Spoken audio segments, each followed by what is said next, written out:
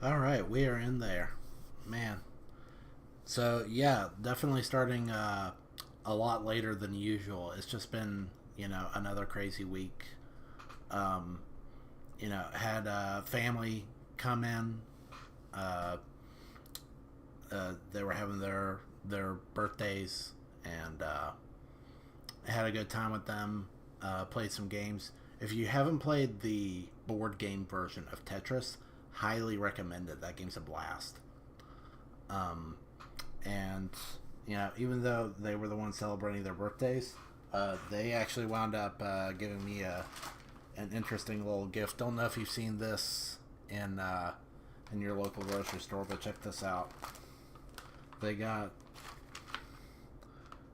Coca-Cola flavored Oreo and Oreo flavored Coca-Cola, which, not gonna lie, kind of skeptical, but we'll see how it turns out. Maybe I'll try that at the end of the stream.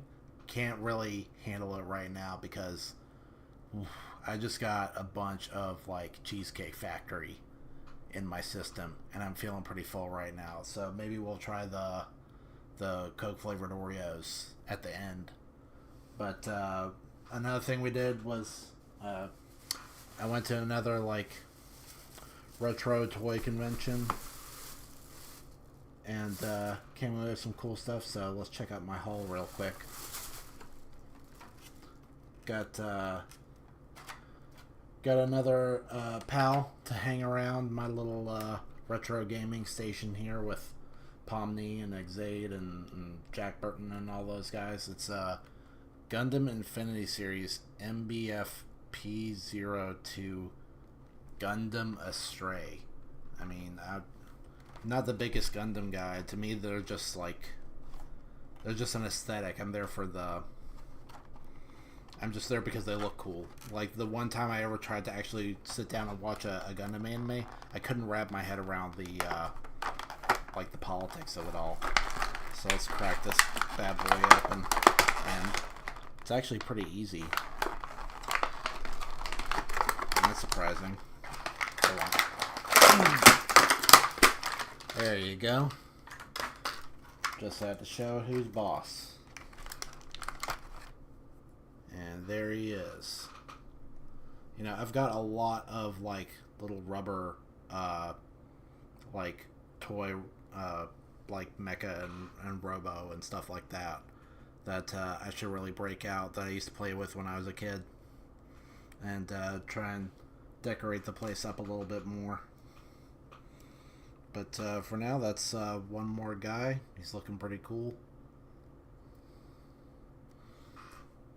I like the simple and clean look, the red and whites. Got a little bit of articulation here. He's working it. He's kicking you in the junk.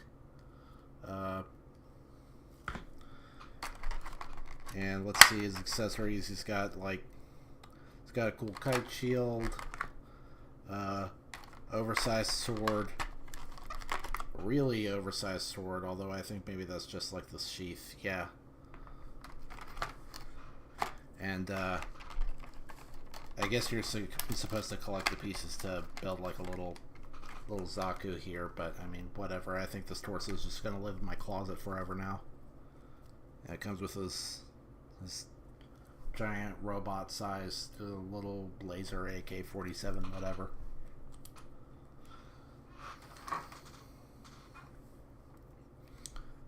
So, how are you supposed to put this together?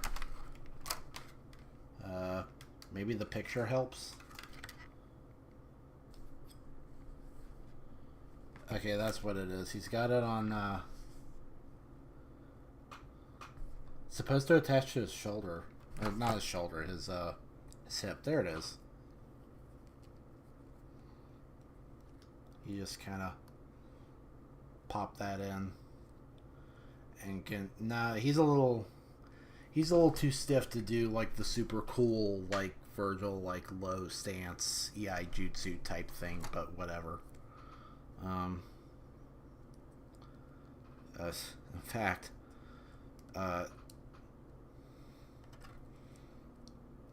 the the sword is so big that he can't even like rest his arm.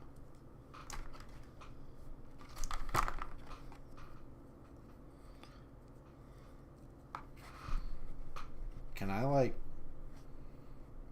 this guy's a little awkward. Can I open up his little handy hand? His handy dandy hand? Can I do anything? Does this pop off? It does.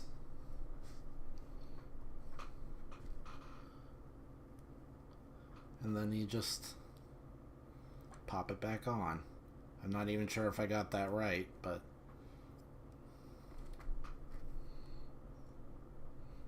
there we go. He's a little stiff, honestly.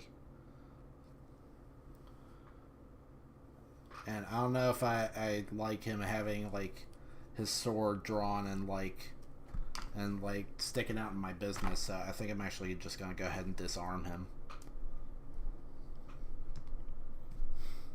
And he can just chill out a little bit right there. I mean, he looks cool with nothing, just, you know, just putting up his dukes.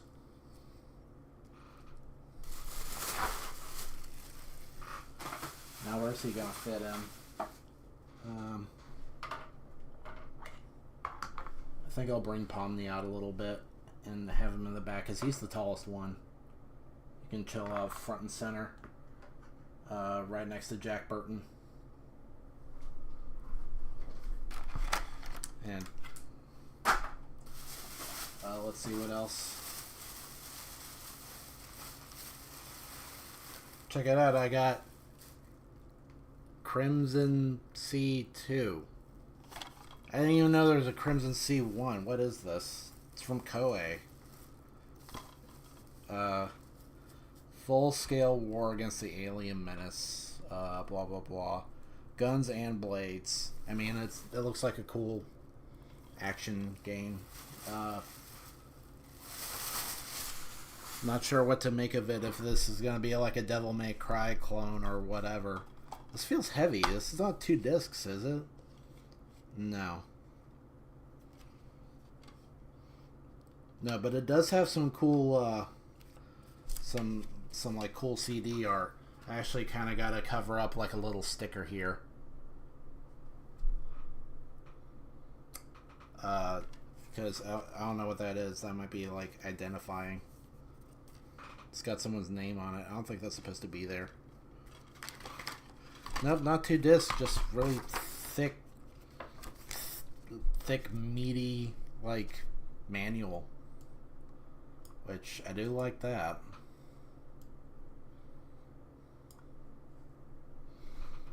It's a game you haven't heard of in a long time. I've never heard of it, ever. Ever. What system did the original Crimson Sea come on?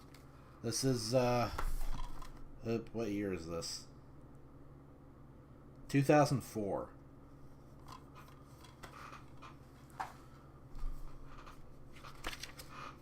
Interesting. It's got a big fat, like thing you can mail in, so that makes it a little heavier too. Mission hints and tips. There's our guy, I guess, but his outfit is orange. I thought it was supposed to be red.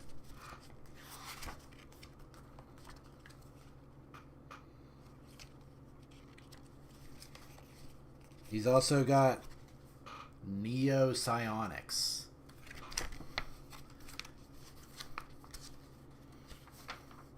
Man, I must have spent all, like, Monday night coming up with a name for that awesome power.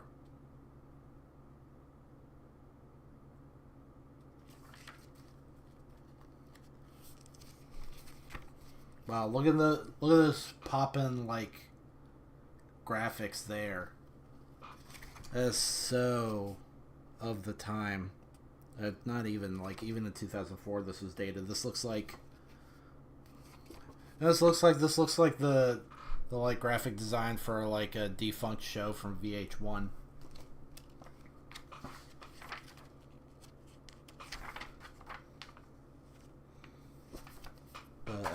I'll have to pop that in at some point. But the real mother lode is deeper inside.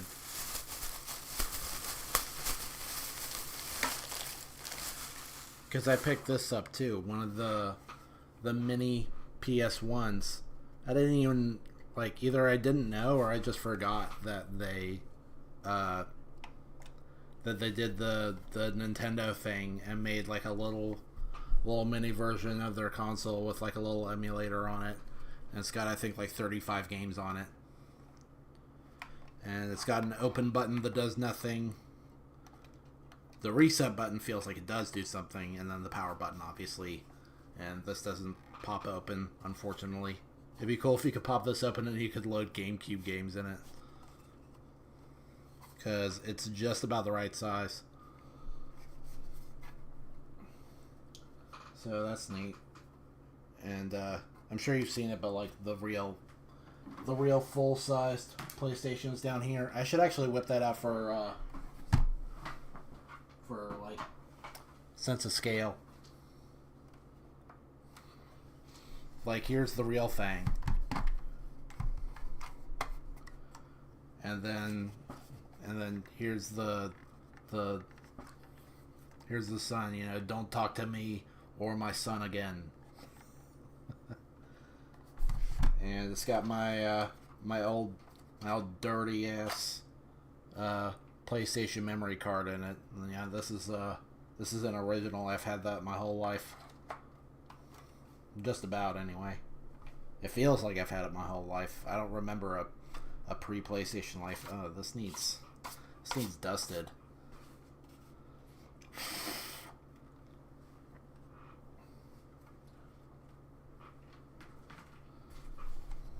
So that ought to be neat. Although I suspect that this has a lot of games I already own on it, digitally or otherwise.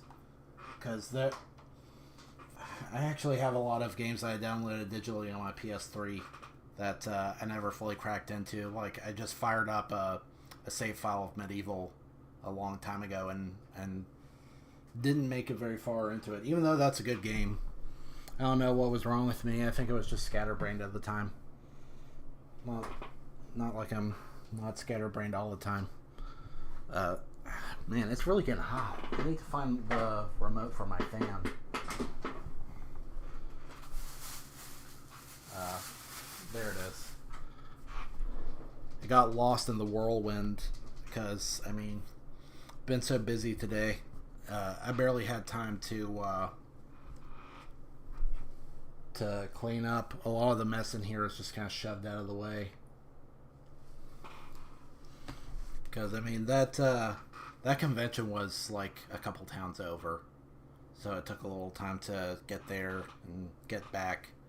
Had to eat my Cheesecake Factory cheesecake. Clean up. And not long before the stream started, I woke up from like a little power nap. Let's see.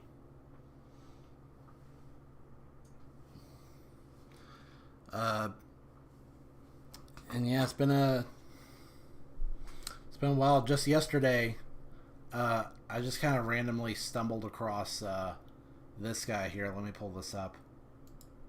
This guy, Roomba Friend, I just happened to come across like a stream that he was doing, Kingdom Hearts stream, and I see that he's like another small time YouTuber, and so I thought I'd give him a little watch, and it was pretty neat. It was a good time. It was actually my first time ever like chatting. I helped coach him through like some parts that were a little confusing.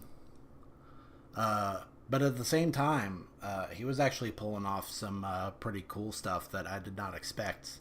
Like, he already knows how to jump and attack to like extend his jump length, and he's even pretty good at parrying. Like, there's like a notoriously hard like early game boss fight where he was pulling off quite a few like parry strings, and he had the guy stun locked a bit, so that was pretty cool. It's clear that it's not his first rodeo in Kingdom Hearts. Uh, I think what it was is it's just a game that he played a long time ago, and he's picking it up again for the first time in a while. And he's kind of like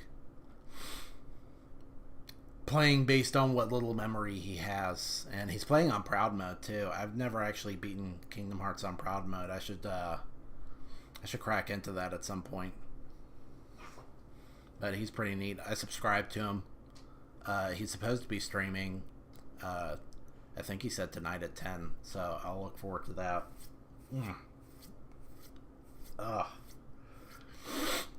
Another thing that's had me reeling is like, I don't know what it is. I think it's just allergies, but oh my gosh, just feels like my face is melting. Hopefully I don't break out into a nosebleed on stream, although I'm sure it's going to happen eventually.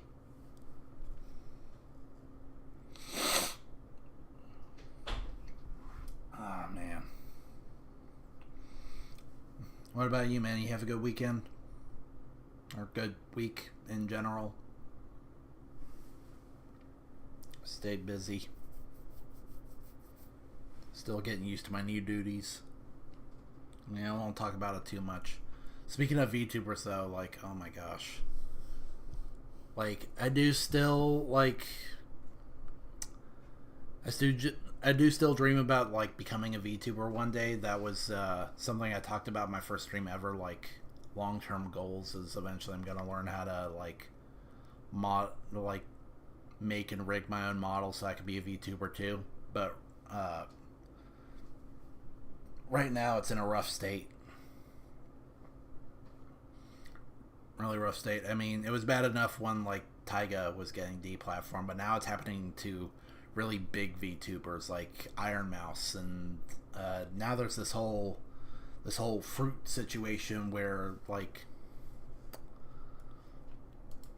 for I don't know what like compelled her to do this, but like she oh no, I can't show you that thumbnail. That's a bad.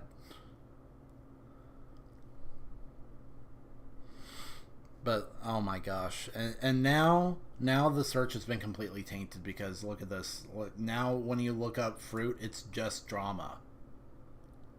Like, it used to be fun clips of fruit, now it's just the drama where I don't know what compelled her to do this, but she like posted this huge Google Doc talking about like her relationship issues, and like now people are split between people who are supporting her and being like, oh, it's so terrible that stuff happened to you, so glad that you made it through that, and then the other half are like, wait a minute, I read that Google Doc and you totally like cheated on your boyfriend in the military while he was deployed 5 times.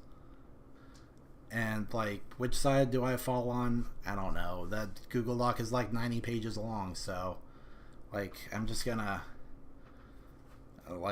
gonna be neutral about it. I'm gonna try and not gonna try and add to the controversy when I don't even really know a lot about it myself. Like, I almost commented something on one video and I'm like, no, I'm not gonna rely on someone else's secondhand account of what's going on. I'm just gonna stay out of it. Like I've got no business sharing my like half-baked opinion on something that doesn't really have anything to do with me. But I think this does kind of play into something that I've believed in a long time, and that's just never idolize entertainers. Never think that they are better. Never think that they're above you, because you never ever know what they're like when the camera is off or when they're behind closed doors. Like, even me, like I'm not gonna say that that I'm like 100% fake when I'm streaming. It's just that the way that I am when I'm streaming, that's like another facet of me. Like, not real, not fake. It's just one part of a whole. And so when you see someone like this, like look at her, she's She's got like the super cute VTuber model, and if you listen to her talk, she's like super duper soft spoken. But then you got to remember that eventually the stream ends and like all bets are off. You never ever know. Like, think about all the controversies with like you know regular old fashioned celebrities, how they seem super awesome when they're on stage, but that's just their job. That's what they do. These folks, they put on like a super happy, cute, fun, cool persona to entertain you. Like, that's their whole job. So just something that you always got to keep in mind is once the cameras are off, they just go back to being the same like flawed, imperfect human type of human being as everyone else. Diddy. I don't even know too much about Diddy. I think I heard like in the distance like a radio like DJ saying something about something happening with Diddy with like really really nasty naughty stuff. I don't know too much about it, but I mean, like, it doesn't surprise me. Doesn't surprise me at all. It already happened at least once with R. Kelly, right? And then now it's happening with Diddy too. It's gross. It's really gross. Yeah, I get that impression. And wasn't there also a thing about Dave Grohl? I mean, not illegal, but I heard that like he practiced like infidelity. So I don't know too much about that. There's there's a mantra in my head. Always try to separate the art from the artist. It's kind of like almost like the relationship between a parent and a child. Like you made this thing. This thing is not you. Because I think about so many like controversial figures that then make awesome art, like Rick James, Super Freak, awesome song. That guy was kind of messed up though. Or like Michael Jackson, like people love his music, and then like you hear about controversies about him. Like, it was back in 2019 there was some sort of documentary that sort of reignited like allegations against the guy after he's already passed away. That's kind of in poor taste, in my opinion. And then for a while, people didn't want to play Michael Jackson music anymore. Like, something about that just feels weird to me. Like, you like this music.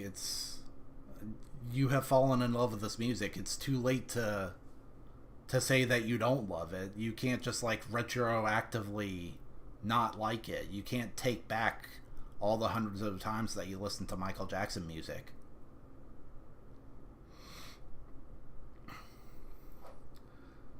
That documentary was full of holes. I mean, that's like, again, speaking as an outsider, so take what I say with a grain of salt, but that's kind of the impression that I got.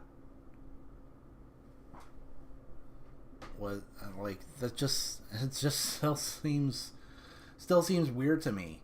And the only reason I even know about any of that, by the way, was Devil May Cry 5, when Dante pops off with his little Michael Jackson routine, and some people thought it was in poor taste.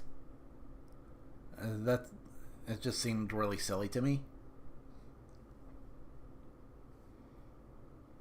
I don't even know what the purpose of that documentary was. I mean, what are you going to accomplish at this point? Like, trying to damage the Michael Jackson estate after he's already passed, all you're really going to do, I think, at that point is hurt people who aren't even involved. Unless there's more to it. I don't know.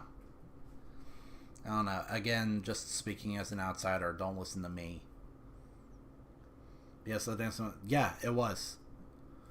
It was, and it totally took me by surprise. By the way, like I would not have seen that coming. Like up until that point, if you had asked me, is Dante the type of guy to like do crazy Michael Jackson moves and grab his crotch and woohoo at people? Like I would have said, like, are you okay? Did you get enough sleep today? Like, how much have you been drinking? But after that, I'm not even surprised if like Devil May Cry 6 comes out and he's like he gets like a turntable weapon and is like scratching like magic spells at you to make your head explode or whatever. Yeah, Devil May Cry 6. Although, you know, that's another recent development. I can't remember how recent. I think maybe this is something I should have talked about last stream, but the whole like Itsuno retiring thing.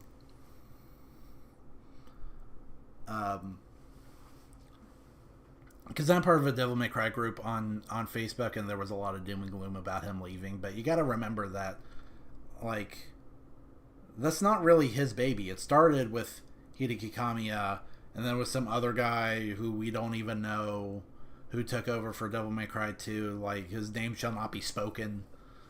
And then Itsuno took over.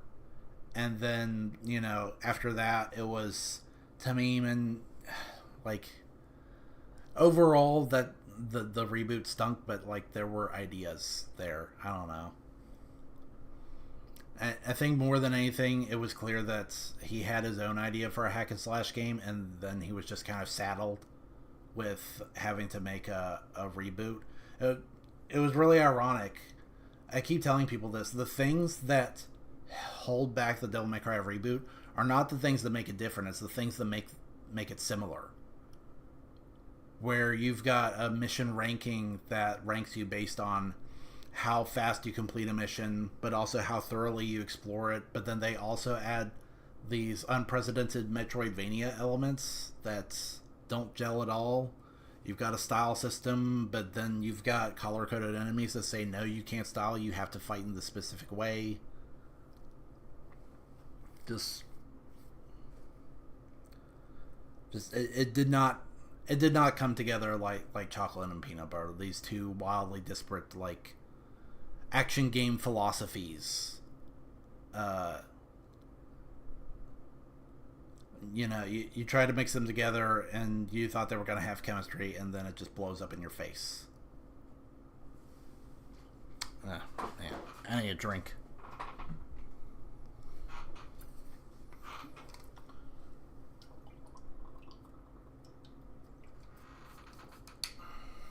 My point is that Itsuno is not the end-all, be-all. You can have other directors, or you can have other directors and maybe he's a creative consultant. You know, there are other ways to do it. And, you know, part of me really wishes that Kamiya would come back, because he left Platinum, didn't he? Like, he's not with them anymore. Wouldn't it be awesome if they could join forces again? Like, still really waiting for Beautiful Joe 3, guys. You said it was coming. Like, you never officially stated that it was canceled. I was still waiting patiently. Like, the time is right. Come on, guys. It's like Beautiful Joe, that could be considered retro at this point. I mean, who's bothering me during my stream? Shut up. Get out of here. I should have put my phone on like, not on my desk. Because now you can probably hear the vibrations coming up through the desk and into the mic. Yeah, he left Platinum. Like, I don't know all the details behind, you know, why they split, but, like, is there really no way that they can just work together again? I want my Beautiful Joe 3, man. Still waiting patiently. Once upon a time, it was thought that, like, Devil May Cry was dead. It was never, ever coming back, and then it did. And a historic, like, as far as I know, the first ever unboot. where they rebooted it and then they ran it back and said, "Never mind. Here's your proper sequel. Here's your Devil May Cry 5." So like, if that can come back, why can't Beautiful Joe 3 come back? And like, cell shading has come so far. It would be nice to see that game with the same cell shading but accomplished with more modern graphics and like shading techniques and stuff. Or you could, like, if you're not sure that it's gonna work out, how about you try testing the waters? How about you put out a little HD collection, you know, Beautiful Joe 1 and 2 in one convenient package, and see how well that does. Although I'm kind of afraid that it will not do that well, because Beautiful Joe is admittedly kind of a niche title, and maybe I'm just asking too much, but like, but at the same time, I kind of not. Like, can you not just make a quick and dirty Beautiful Joe 3 on the cheap? Like, the way that game is stylistically designed, it's not very graphics intensive. It's a 2.5D game. Just, like, it doesn't rely on cutting edge, you know, hyper realistic graphics. You don't need a huge polygon count. You don't need, like, super high res textures. Just good shading and like the same art style that we're used to, and just, you know, just make another Beautiful Joe 3. Just make it like it was before. You look back at the difference between Beautiful Joe 1 and 2. 2 is only a slight like incrementation on 1. It's just Beautiful Joe 1 but with more stuff. Why can't you do the same thing with 3? Yeah, he showed up in MVC 3, but not Infinite. No, not Infinite. Even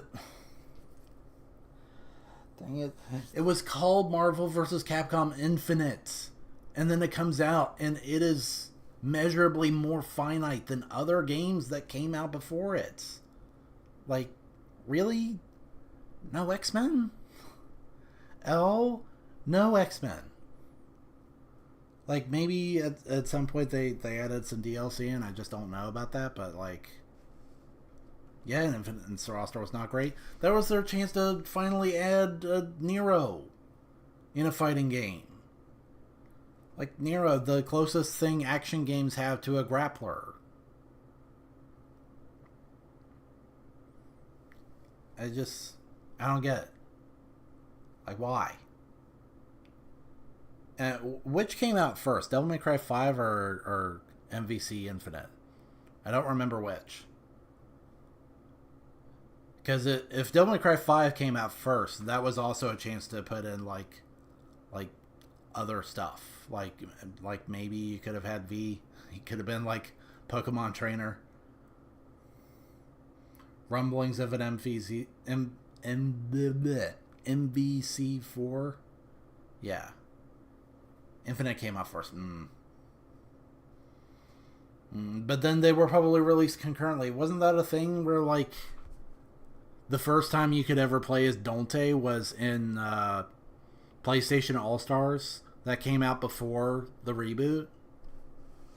So, I mean, they could have still kind of done that. I don't know.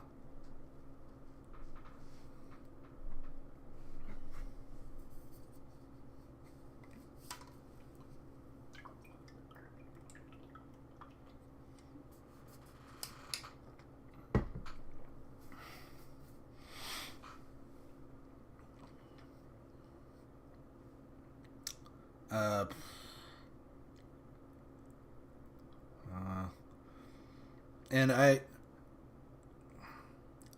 here's the thing about, like, games you wish for that are just left on the back burner indefinitely, is you start building up this idea of what it should be in your mind. And in my mind, Beautiful Joe 3 is this, like, immaculate thing where you get to pick your lineup, like the way you could switch between Joe and Sylvia in 2. I imagine a game where everyone's there and you can pick which two characters you rock with. You could play as Joe or Sylvia, or you could play as Blue or Jet or Alistair, or maybe some new characters. MVC4 will have a better roster. I mean, that's another thing I was gonna say was I'm still waiting for Onimusha 4, the real Onimusha 4. Isn't that crazy when you fire up Dawn of Dreams and you play through that and you kind of go through Samanosuke's dialogue and then you realize that the game that you were waiting for, we just skipped over it? Like, all the things he talked about like purifying the evil within the gauntlets and going on his own journey and struggling with carrying that power on his own shoulders. Like, that was really everything that I was expecting in a fourth Onimusha game, and then he just skipped over it. And then it starts as like, oh, once Hideyoshi took over Japan, he actually turned out to be a chill guy. But then he goes back to being evil and then everyone's surprised? What's up with that? Castlevania did that too? Like, where you felt like you got the wrong sequel? I don't know too much about Castlevania. I mean, I know we watched the anime together. And we were planning on firing up season 3 at some point. Are there 3 or 4 seasons? I don't remember. But, like, seasons 1 and 2 were pretty tight.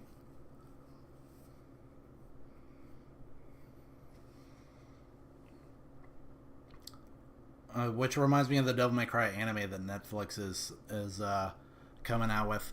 Not 100% sure how to feel about that. Something about Dante, it feels just a little bit off. Something about his design and his expressions. I don't know. Maybe it's just a trust issue after the first Devil May Cry anime turned out to be pretty weak, pretty whack. Yeah, there are 4 seasons. Okay. Vampire War of '99, where they legit got rid of Dracula. That was like a thing they skipped over? That sounds like a radical game. Teleporting the castle inside the moon.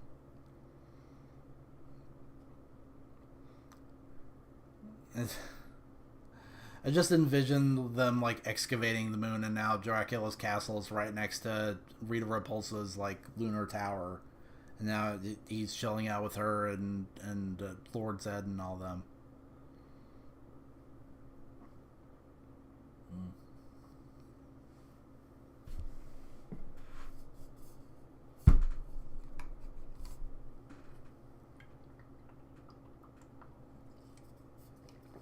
Gotta stay hydrated. I've been so thirsty lately, and I don't know why.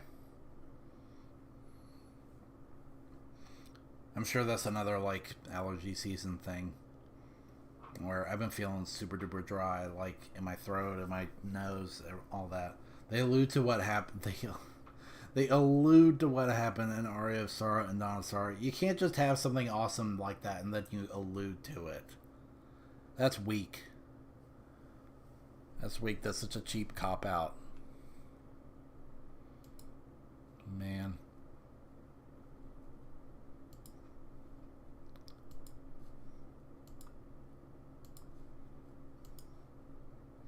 And I gotta clear out all these ads before I move on to, like, One Piece. Because the website that I use has been getting really bad.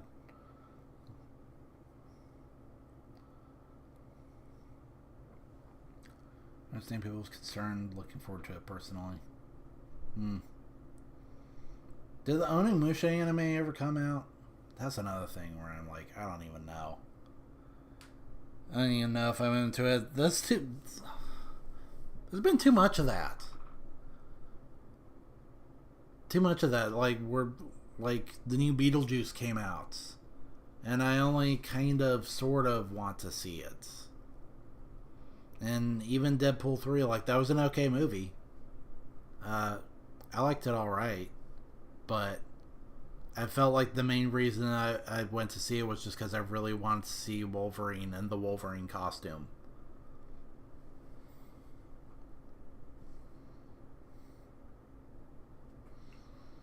I don't know. I don't even really know how to put it. It's just like...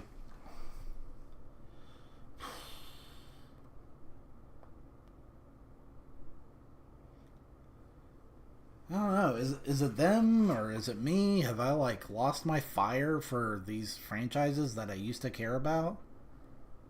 Or is it just that, I'm just not quite seeing the iteration and the innovation that I'm looking for?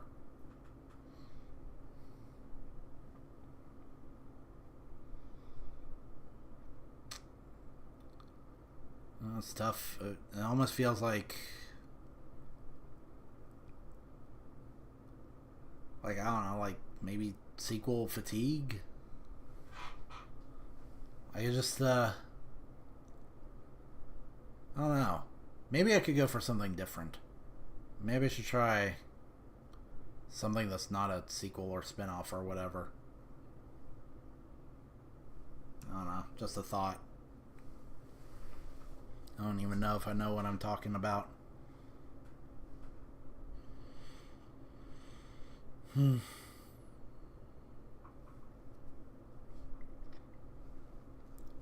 yeah, initially the plan was just to have like a really short and sweet stream. I mean, that's what we should watch. Boy Kills World. I'm not sure if I've ever heard of that, but last stream I was planning on having like a super duper short stream, just because I wasn't feeling it, and this one.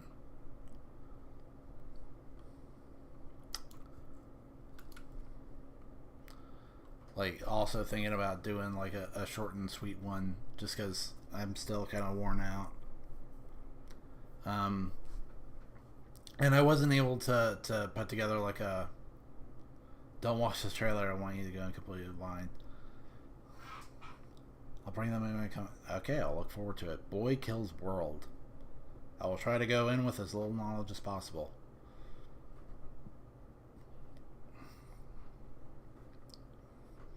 I mean, the title reminds me of Boy Meets World, which is like, what was that? Like some sort of weird, like, teen drama series. I only watched like maybe 2 or 3 episodes ever, and even then, that was only like little bits and pieces.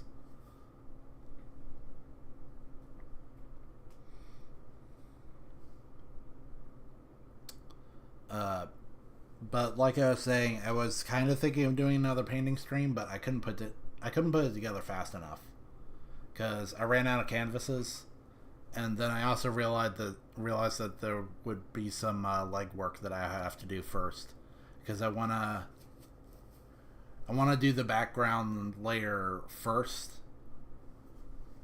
just because that's not very exciting, and then paint on top of that, and that would be the next stream. It's gonna be based on an old painting that I did a long time ago that I thought I could have done better. A whole lot like, like this one right here, where I tried doing this one back in like college, and then I wound up leaving it on the back burner too long. I found the canvas like squished into a corner somewhere, and it was permanently warped, and I just had to start over from scratch. It'd be nice to do another one where I did like 2 hearts, one that was all fiery, and then like there's water in the middle, and then in the reflection there's like an icy heart that's like, one is all like curvy the way you're used to a heart being, and then the icy heart is like super angular with like a big crack down the middle. I've done a couple iterations on that already. I think the first time I did it was in high school, and then I did it once again in college, and I sold it to someone. I sold it to another artist. I can't remember how much I asked for that. It was like 40 or 30, but I think I was willing to part with it for 20, and this little poem that she wrote for me, which was kind of sweet, kind of like a trade between artists. I'd like to do it again, but this time as part of a series where I want to make it to where it's like the 2 of hearts. So it'll have like a little border that has, it's like a playing card. It says 2. It's got a little heart on it. And then I want to do a series of 4 paintings where it's like the 2 of spades, 2 of clubs, two of diamonds, and they each represent a different dichotomy.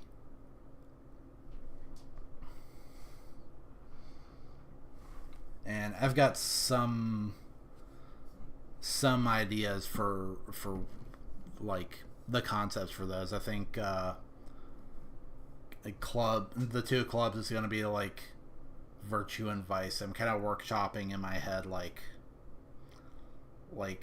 an angel that's like shaped like a club, where it's got like the three big shapes, like a halo, and then the big wings, and then do the same with like a devil or whatever.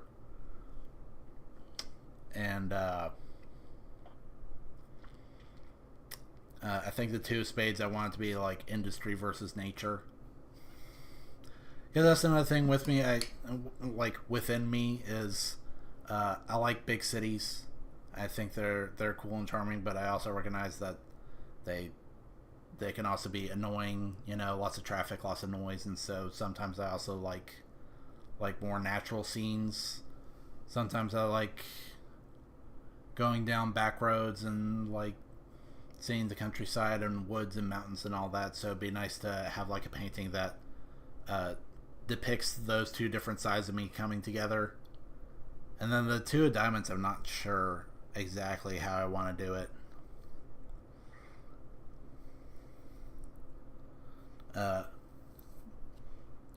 This is a concept that I'm still kind of workshopping, but I envision one side being logic and restraint, and the other side being like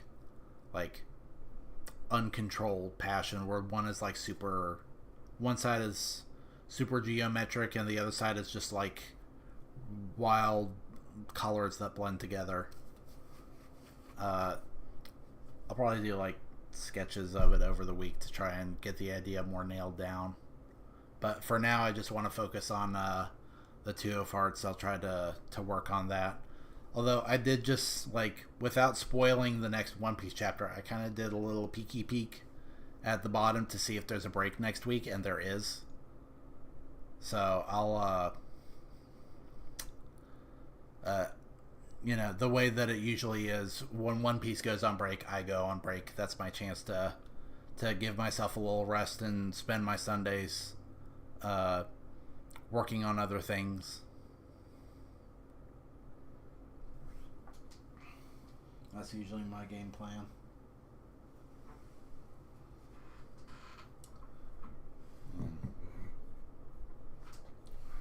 I still haven't worked on my console gaming thing. I got the HDMI switcher here, still in the box. I took a peek inside, and it's all the components are packed in there like sardines. It's a little intimidating. I only want to crack into that when I got more free time. Hopefully I do have more free time. It would be nice to have a Sunday where I just chill and do nothing. I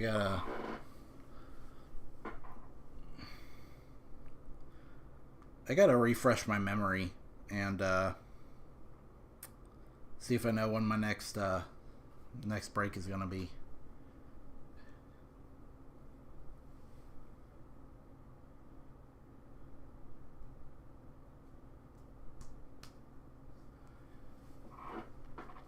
Dang it. I've got this thing where I gotta sneeze, but it's not coming. And if I say I gotta sneeze, that's a surefire way of making sure that I don't sneeze.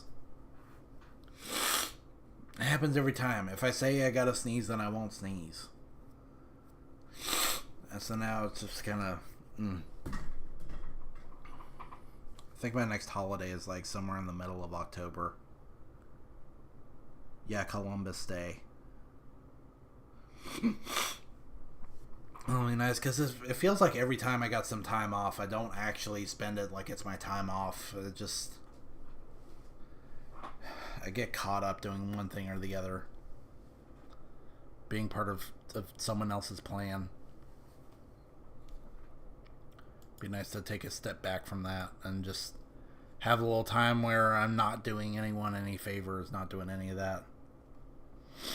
You say you'll be around in the middle of October? That'll be good. I'll be, I'm looking forward to that.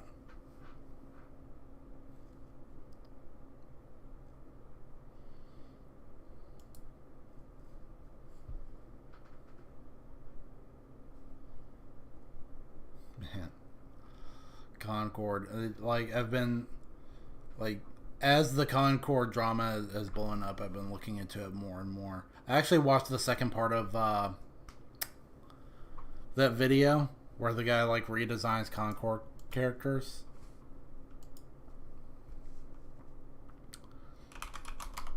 I could probably find it just by looking up, like, Concord redesign. And then let me mute this because I don't have it set to where it's piping out of my my headphones. With Kroger Delivery, you don't need a Kroger store. This, I'm so sick of this.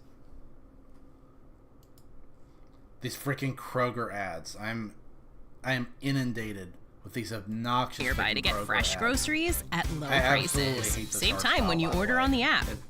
And there's no tipping necessary. We've already taken care of it. Like, Kroger, fresh for everyone. Like little tidbits of that, like every aesthetic explained video. And the word for that aesthetic is corporate Memphis.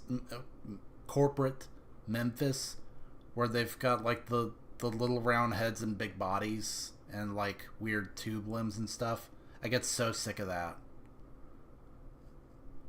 That's gotta be my least favorite aesthetic. I'm tired of seeing it on like Google and like every, like, it's called corporate Memphis. It's on like every corporate thing ever now, and I'm ready for that aesthetic to die. But yeah, this guy came out with another video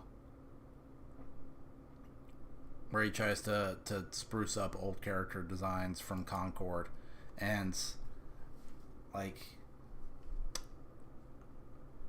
I just don't know, man. I don't think that he hits it as hard. Although I got it blown up too big. I gotta shrink it down.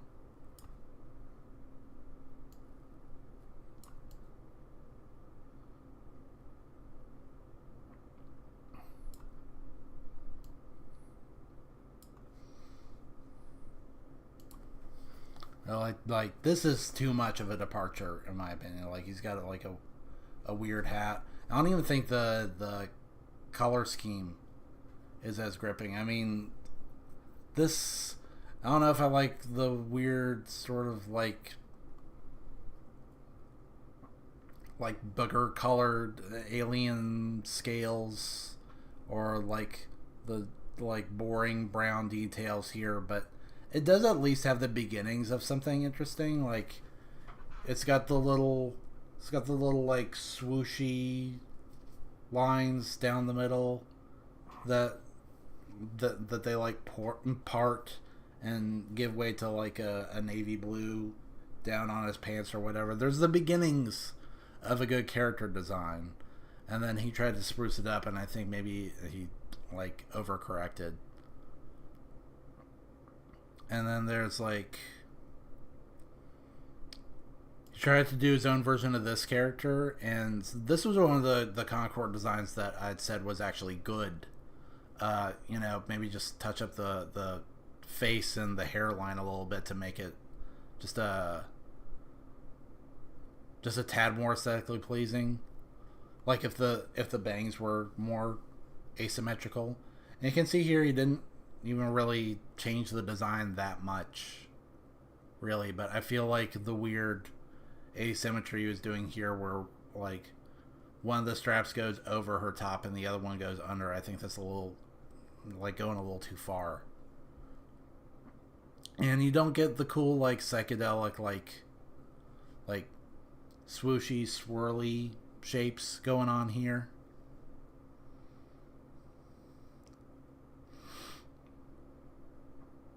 And then there's the last one where he redesigned this character, and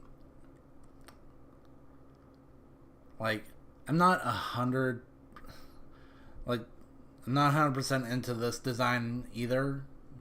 Like, I would say that this one needed work, but I feel like this is an overcorrection where this isn't even the same concept.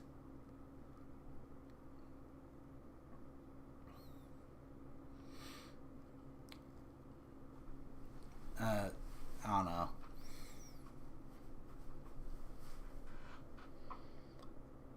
again, controversial opinions. I know you're kind of not supposed to like admit that like anything about Concord was good, and I'm not really saying that these designs are like stellar or anything, but there were like little tidbits of merit to some of them. It's just that it's more the fact that the character designs that are just kind of okay are massively overshadowed by the super bad ones like Baz and Da and Asari, like all those whack ass designs.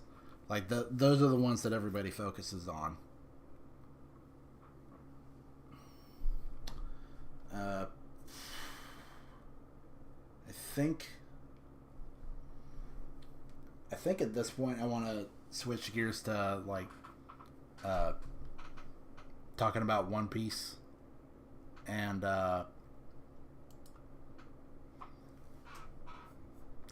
why this stream is titled the way it is. Can we guess how Elbaf will end? Because this plays into I don't know if I want to call it a theory, more like a philosophy, just like, or like a perspective on One Piece that I started noticing like around the tail end of the Dressrosa arc. So it's been a while. It's been, daggone, how old is the Dressrosa arc now? I think it might be like,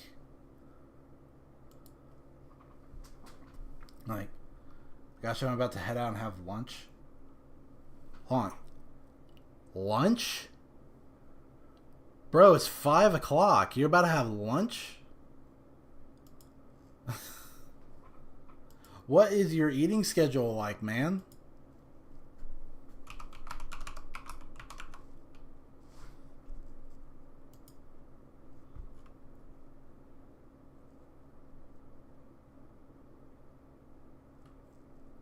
No, not Dressrosa. The Dressrosa arc. Dinner. That's more like it. My gosh, man. Like, we're in the same time zone. I know we are.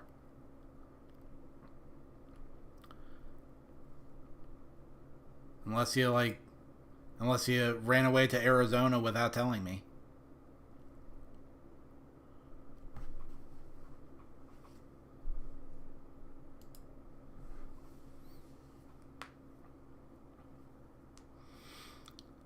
Yeah, 2013. Wow. So, Dressrosa is actually over 10 years old.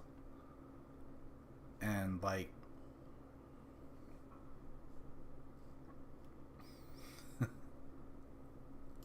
Peace, man. Peace. But yeah, Dressrosa, well, let me do this first. I'm gonna go back to mark this, and I'm gonna change the text.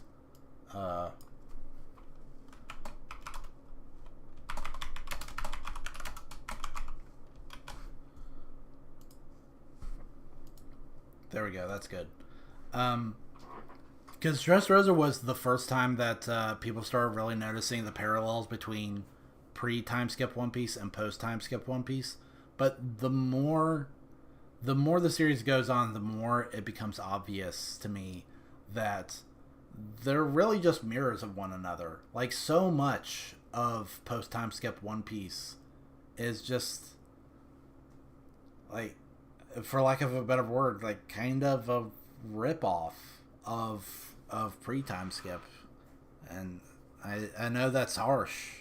I know that sounds harsh, but that's kind of the vibe that I get from it. Oda really does borrow a lot of ideas, to the point that post-time skip is almost like beat for beat a sort of retelling of pre-time skip. And I'm gonna explain it like step by step. So see if you can pick up what I'm putting down, right? Like, the reunion saga, Return to Sabaody and Fishman Island, like, those jointly really line up with the East Blue Saga, where it's like we're reintroduced all of the characters and they form a crew, and then the big climax is a fight against like a bunch of racist fishmen. And that's the general outline. Obviously it differs in the details, but like I don't know, just big overlaps. Like Nami's a big focus because of her past with the fishmen. The Arlong pirates, we talk about those a lot. Big bad guy is like a shark type fish man. He loses his teeth, he grows them back sharper than before. Fights with blades, all that kind of thing. And then you move forward to Punk Hazard, and it kind of blends together a lot of things from I want to say Twin Peaks, Twin Capes, like the Laboon arc, all the way on through to Drum Island, and it kind of like mashes all that stuff up together, where like you come into this new sea and there's like giant whales, and there's like the Yeti Cool brothers. They're kind of like Dory and Broggy, like big tough guys. You gotta fight with them. The biggest parallels though are with Drum Island, where it's a wintry island, and there's like you meet a doctor there that you team up with, and there's like an evil, like sniveling, manipulative villain who's in control of everything, and he thinks he's untouchable. I mean, that's kind of One Piece in general, but like just in this particular case, it really, really lines up. Even to the point where like Luffy's big like double hand slap attack sends the bad guy flying. That's another parallel right there.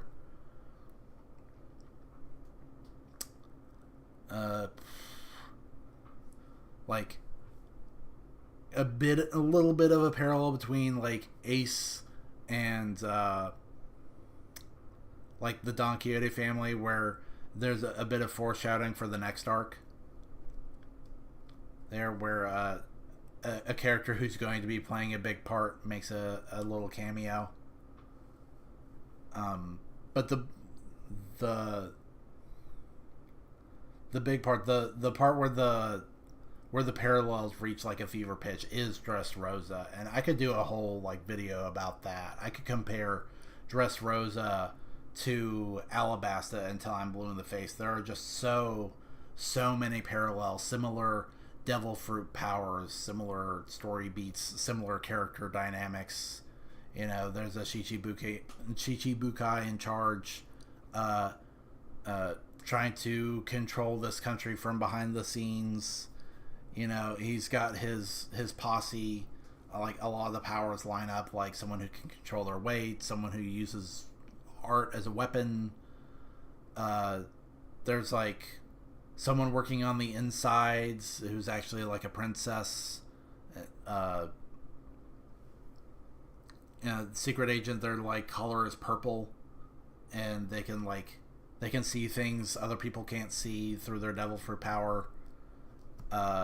Luffy's brother shows up. Tons and tons and tons of stuff parallel in those arcs, and that's what a lot of people talk about. But even going forward, the parallels continue.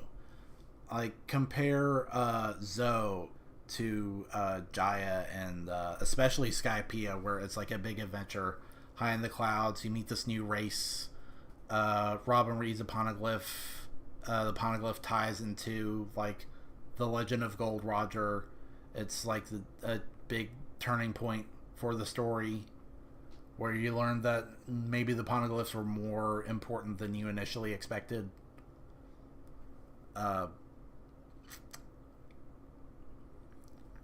And Whole Cake Island. That was actually the first arc where I started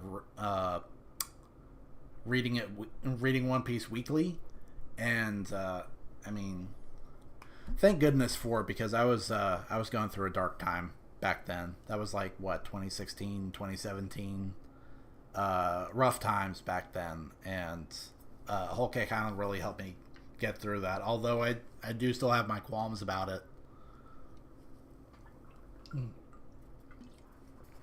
Mostly pertaining to the pacing. I mean, once it gets to like the middle of that arc, it slows down in a big way. All the characters kind of fan out and have their own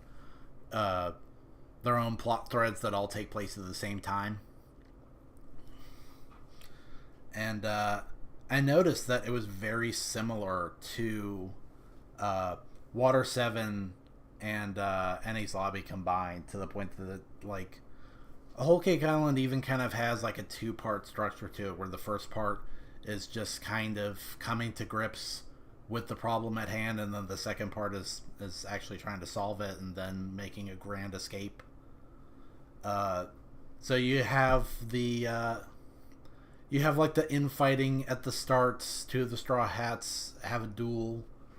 The duel ends in one of them leaving. It turns out that one of the Straw Hats leaving, they're being like emotionally manipulated, so that they feel like they're forced to leave the Straw Hats behind, and they act all cold and distant. But Luffy knows that deep down inside it's not what they want, and he like confronts them, and they're honest about their feelings. And from then on, it's a big rescue operation. Luffy fights not the guy in charge, but like the second in command, who's like the top muscle, and he like comes out on top by using a new speed-oriented form. Everyone escapes. Luffy's bounty triples. That's an interesting coincidence. Like at the end of Enies Lobby, Luffy's bounty goes from 100 million to 300 million. At the end of Whole Cake Island, his bounty goes from 500 million to 1.5 billion. And at that point, I started wondering to myself, can I predict how these One Piece arcs are gonna go? I mean, if we're gonna go on the theory that like post time skip is basically just like a carbon copy of pre time skip, if I look back at pre time skip and I sort of analyze the outline of each arc, can I predict what Oda's gonna do next? And the answer is yes, I can. Because going into Wano, I paid close attention and asked myself, how much is this like Thriller Bark? Is this like Thriller Bark? And the answer was yes, it is very much like Thriller Bark, where Shusui becomes a big talking point. Luffy's opponent is another he's another world power who's trying to use devil fruit power as a way to build an army. Gecko Moria, he plays a role in this arc as well. I'm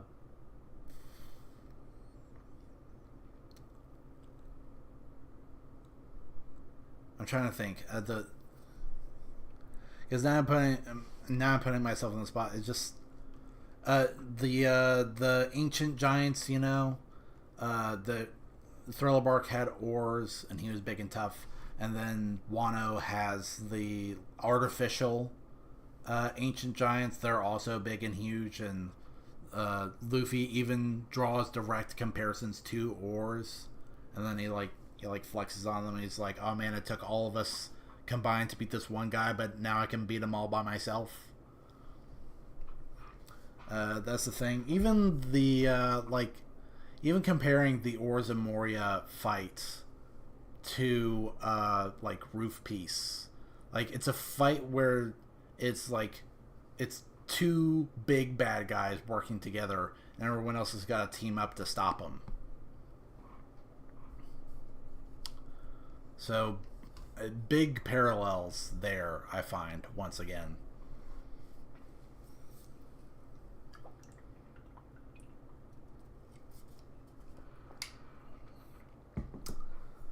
And then going into Egghead, the arc that just concluded, I found that indeed there were a lot of parallels to Sabaody. I mean, think about it. Kuma's there, Kizaru is there, Sentomaru is there, Bonnie's there. There's like a big cataclysm, like the government closes in on them from all angles. They've got to try and escape. Like, it's more about getting away than it is about fighting.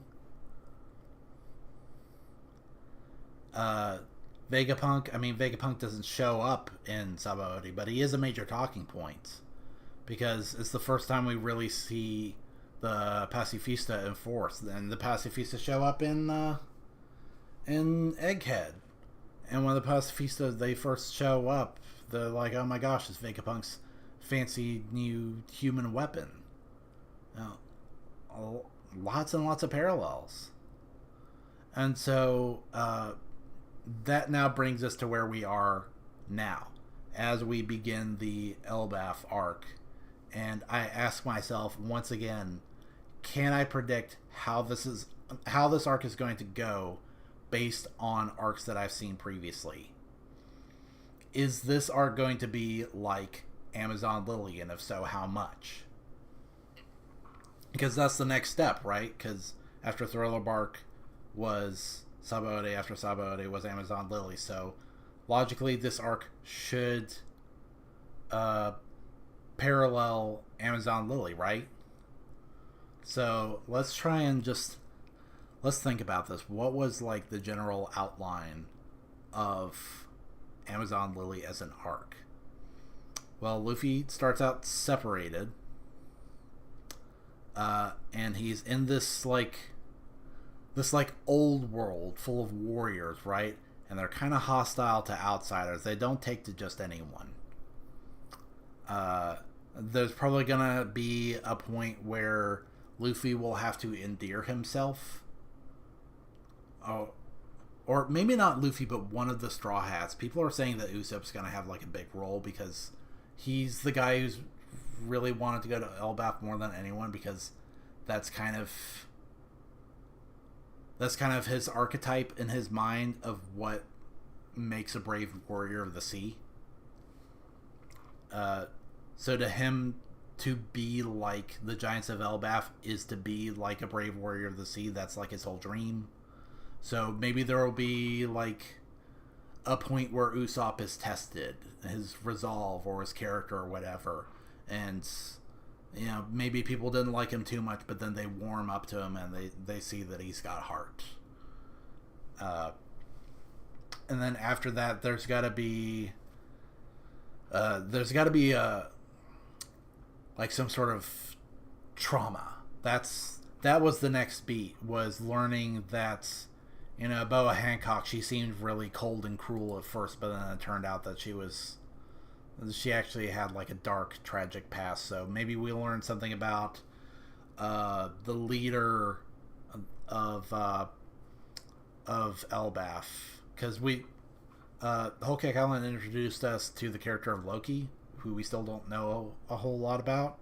We know that giants live a long time, so if Loki was the Prince of Elbaf back then, odds are he's the Prince of Elbaf now, and we're probably gonna befriend him like we usually do with, you know, local authority figures. I mean, at this point, the Straw Hats are already pretty chill with the giants, so becoming friends with Loki isn't too far-fetched. And then after that happens, there's gotta be like a revelation where we've got to get somewhere when we've got to get there fast, because that was the next thing. And Amazon Lily, after Luffy made nice with Boa Hancock, that's when he found out that he had to go to Impel Down right away. And prior to, you know, learning more about what happened in in Reverie, I was under the assumption that it was going to be another rescue thing. Sabo got captured or whatever, and Luffy was going to have to go save him. But now it's probably going to be Garp. That's going to be my bet. I'm gonna put down 10 imaginary fun bucks that by the end of this arc, Luffy's gonna learn that he has to go help his grandpa. And so he's going to speed on to Hachinosu, and Hachinosu is going to be our Impel Down, where we try to break out. I mean, in fact, we already did kind of have a breakout from Impel Down with Kobe. He had, like, the ball and chain attached to his ankle, and he had to make his way out like that. So we'll see. We'll see if that's the next big arc, but if nothing else, I'm certain that there will be some revelation that like impresses some sense of urgency. We gotta get somewhere fast, or some bad thing will happen. We gotta get to Lodestar Island or Marie Joisy or something like that. And then the arc after that, that's gonna be our next Impel Down, where we gotta rescue somebody and then get out in a hurry. And maybe we'll run into, like, old enemies that become new friends. Or maybe Bon Clay will somehow come back. I know he's still alive.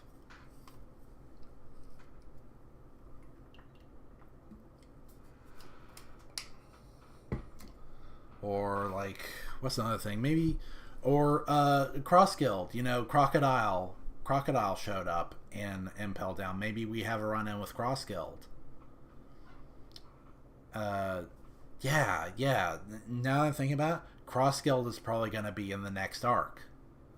Because that has Crocodile, that has Buggy, that has Mr. 3, that has all those characters who were in Impel Down. So yeah, after Elbaf, we're probably going to run into those characters again.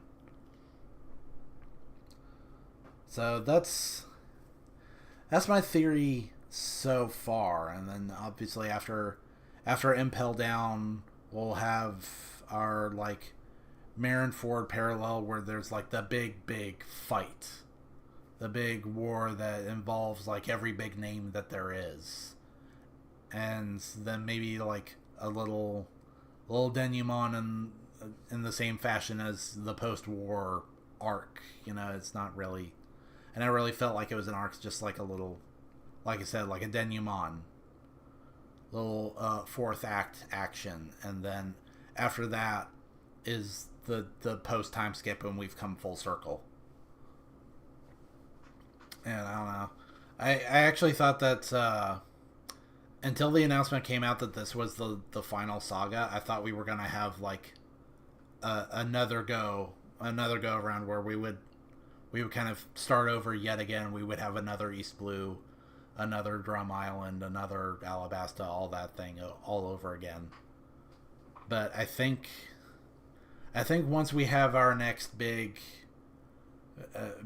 war arc, our next Marineford, then that will be the conclusion to One Piece. I think it's supposed to be wrapping up in, like... When did Oda say that... When did Oda say that One Piece was supposed to be ending? He said that it was supposed to end in, 5 years? And how long ago did he say that? I don't remember exactly. But, I think now...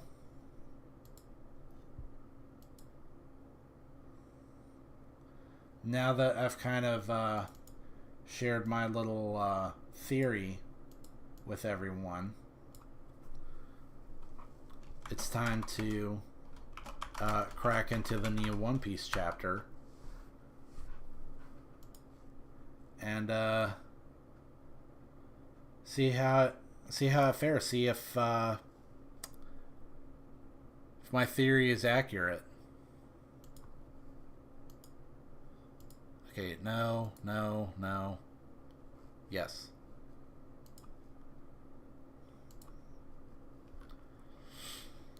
$11.27 Adventure in the Land of Mystery, which is like the most generic title for a chapter ever.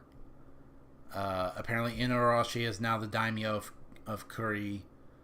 Grows concerned after these disappearances. So it's what was it? There's like women being kidnapped, or people in general. I don't remember. But now it seems like this. After a long time, this cover story is actually kind of starting to have a plot.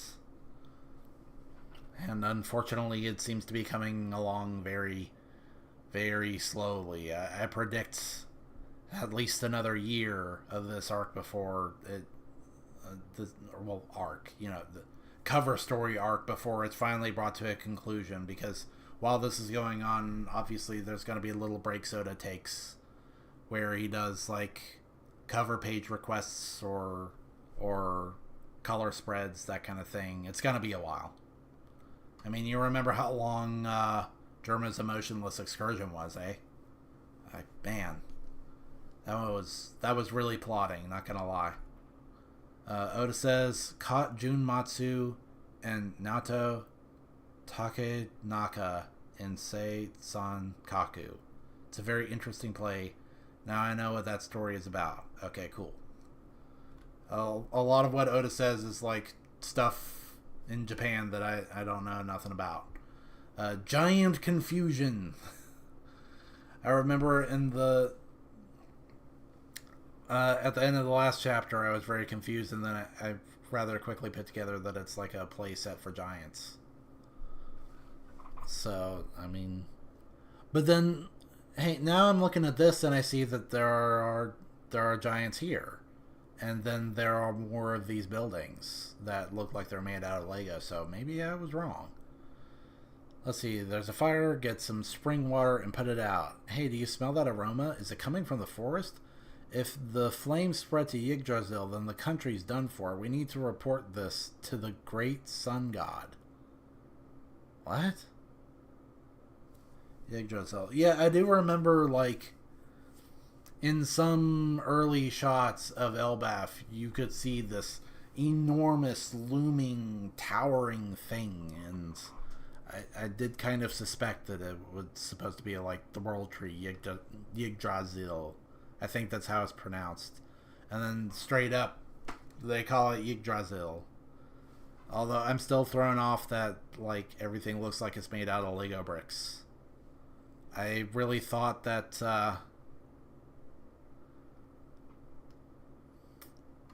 I thought that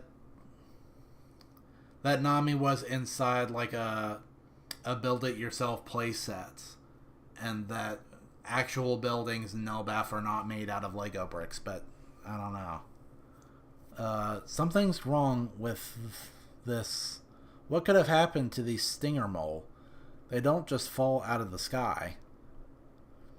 People in the forest reported that the tremors we felt earlier were caused when the mighty ear god collapsed. Is that translated right?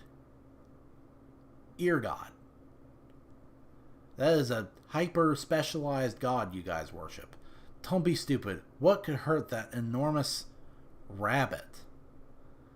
Big Stein Castle. Yeah, it's still alive. What is with this huge bee thing? Warning, Nami, say, where are we? No idea. The last thing I knew, we were still on the Giant's ship. Somebody save me. Luffy, Zoro, Sanji-kun. I'll even take Usopp. Dang. That's harsh. I think maybe the characters in One Piece are also starting to get tired of Usopp being useless. I mean, what was the last W that Usopp got? Way back in Dressrosa? Don't rest on your old laurels, man. We gotta see Usopp do something, especially after he got, like, one shot without a fight back in Egghead. And then before that, he got his fight stolen from him by Big Mom back in Wano. Man, Usopp is not on a good trajectory. Man, I still have trouble with that word. What's up with me? I don't even remember changing. Am I dreaming? Where is this place? See, that's another thing that made me think that this is like a play set for giants. As I thought maybe a little kid dressed her up like a doll or something like that. It's some kind of castle? Nami, huh? Usopp's voice. Youch. What's wrong with the floor? It's all bumpy. Clatter. It's huge. Yeah, I'll say it is, Nami. That's very, very huge. Oof. Shock. Grr. Yeah, wait, I didn't mean to startle you. Usopp, where are you? Over here. Save me. What are you doing there? Another monster? So even the animals are big here. I guess that doesn't surprise me too much. I've got my own problems. What is this? A monster manor? Zeus, extend. Leave it to me. I'm gonna fall.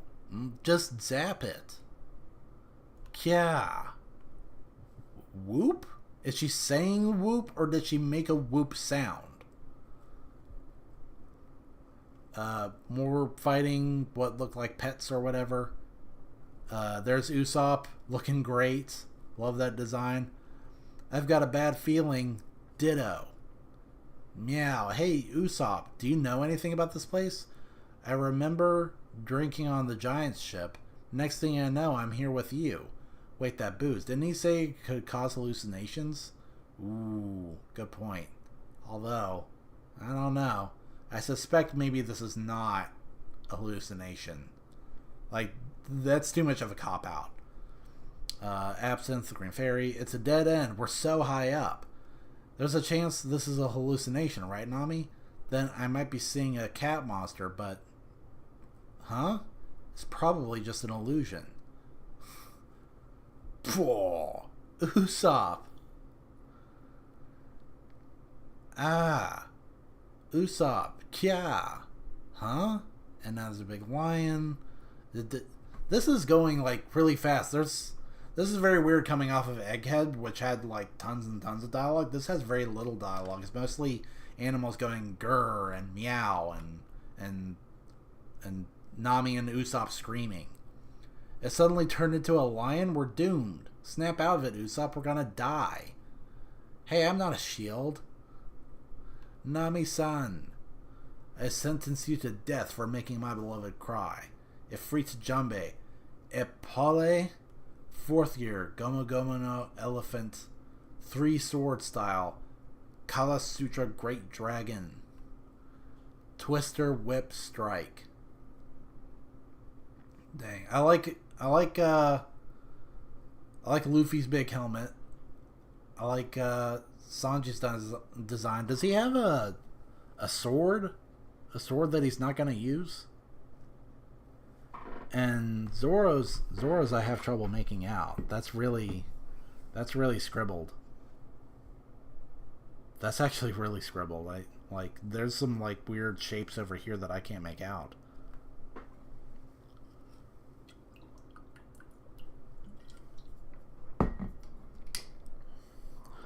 But yeah, they wail on this animal. It's done. It is, and then it turns back into a cat. And what is with the tuxedo mask little like fixture you got going on here, Zoro? What? Man, I really like Sanji's design. This is now feeling like a mashup between the Vikings color spread that I used for my thumbnail and another awesome color spread that shows everyone dressed up like knights. Did it just turn into a cat? I wonder how this guy will taste. Olivia, that's a little messed up. That rabbit we grilled up earlier sure was tasty. She. Nami-san, I was really worried. I was so scared when Usopp died, Sanji-kun. I'm still alive. And you're gonna pay for that human shield stunt. At first when I read that, I did not think he said stunt. I thought he said a dirty word there. Brah.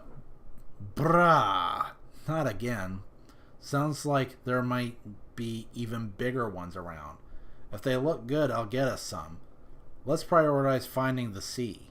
And our ship. We need to establish the crew's safety. If you're going after food, don't forget that bee battalion and their hive. It'd be a shame to waste them since they're so nutritious. Are they? Are bees nutritious? How are you guys taking this place in stride? Where the hell are we anyway? Into the Unknown. Cover and color spread upon return. Okay. Hey, here's hoping for another giant Nami. Or maybe we'll get a giant Robin this time. But, man, that arc really... Not that arc. That chapter really flew by. It's mostly just action. And not terribly interesting action. I was hoping for more answers. Man, at this point, I think I don't even know what I want from One Piece anymore. When people give me answers, I just want action, and when there's action, I want answers.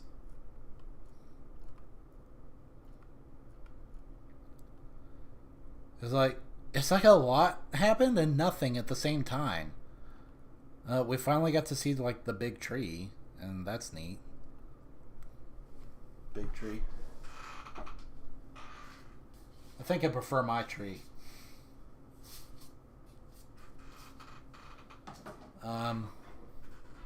Finally got to see the big tree. We don't really get an explanation for why everything's made of Lego. There's cats that turn into lions. We do get to see some new character designs though, and they're looking pretty fire. Usopp looks cute, or not. Yeah, sure. Usopp looks cute too. He looks great. He looks awesome. He looks like Asterisk or something. But Nami's looking cute. Oh man, I can't wait to see what Robin looks like. I mean, Big Three looking awesome. Sanji looks good. Luffy looks good. Zoro looks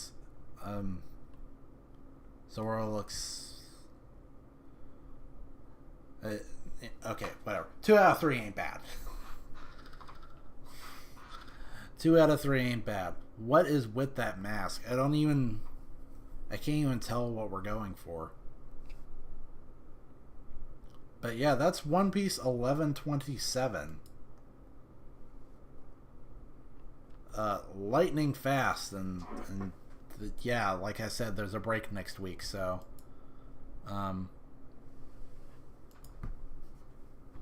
so I'm getting a little chilly. I gotta turn the fan off. And my leg is feeling stiff. So I don't know. It's only been like a little over an hour and a half since the stream started. I think I want to go for 2 hours, so let me try and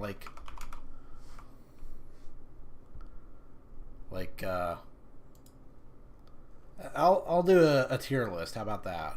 I'll go ahead and whip up like a real quick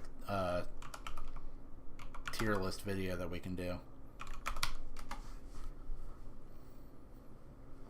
Because this is something that I was planning on doing before.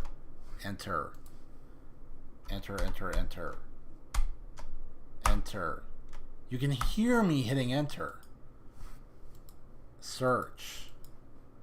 Oh my gosh, the tier maker website is freaking out. It's not letting me look for anything. And now the search button isn't even working at all.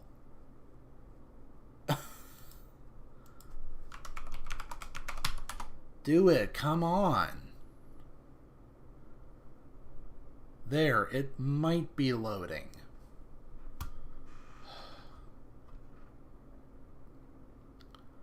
This website is whack, man. Like, tier lists always make for good content, but the best way to do them is to go through this totally whack website, and it's not doing it. It's not doing it at all. Like nothing. Nothing. It's not working. Let me open up a new tab, and maybe that one will work.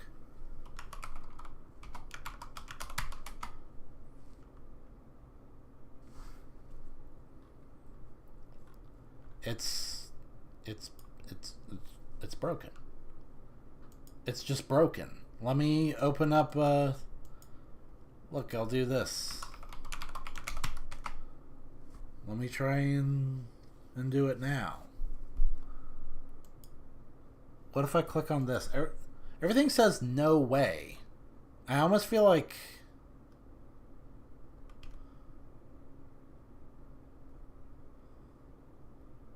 something's busted. Like it's just not working. Okay, I think maybe I finally got it to work. So let me... There. And I gotta blow it back up so that I don't have to put up with these stupid ads. Oh my gosh, they're everywhere.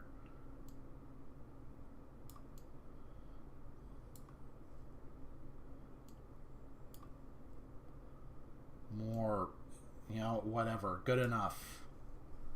Here, I'll make like a Straw Hats tier list. And I mean, once again, you know how it's gotta be. I gotta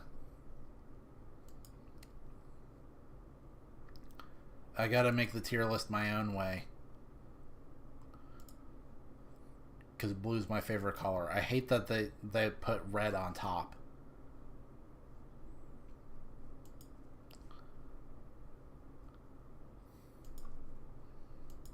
And then, well, how do I want it to be?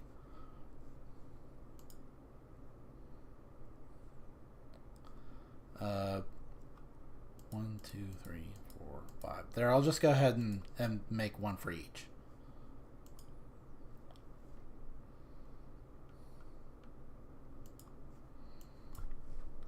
And then,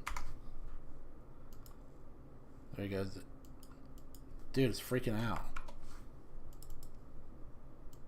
You didn't even do what I told you to.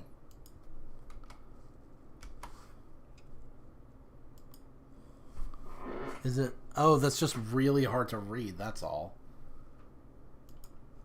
Okay, let me do it like this. That's better.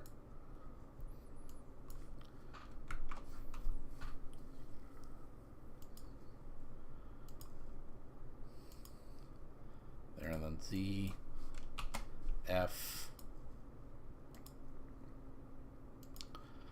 And this is not necessarily going to be, like, this isn't power scaling or anything. This is just my general opinion on each character.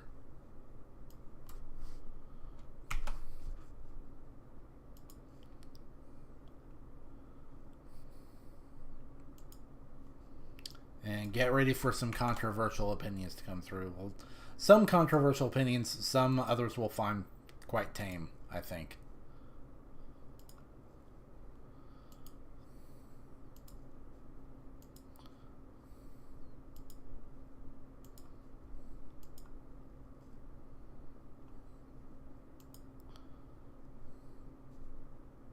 Wait, what?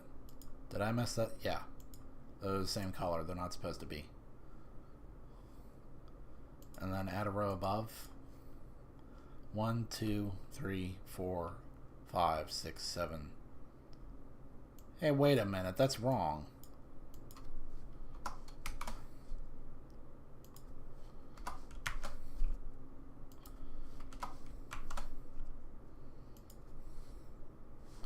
S and then S plus up top. There we go. That's better.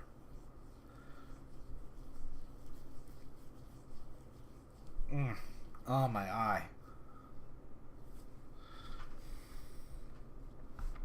So I think I'll start with the obvious one. Where does Luffy rank, the main character? And like, this is gonna be like the most safe take ever, but I honestly think Luffy is just awesome. He's way up there. I think I might actually just go ahead and put him in the top spot. Like, there's 10 characters and 10 spots, so I figure it'll be like one for each. But Luffy's really awesome. I know once upon a time, you know, Charlie shared his very controversial opinion on Luffy, that he thinks he's just annoying. He's basically got 3 modes, like dumb and happy, dumb and angry, and dumb and hungry, but I actually really like Luffy. I appreciate the outer appearance of simplicity and naivete that like conceals like a certain secret enlightenment. Like Luffy's one to ask the obvious questions that other people are afraid to ask. Like why should things have to be this way? Why can I not do this? Why does this have to be this way? Like, somebody keeps pestering me.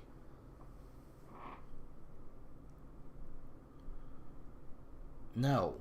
Be quiet. We're doing One Piece right now.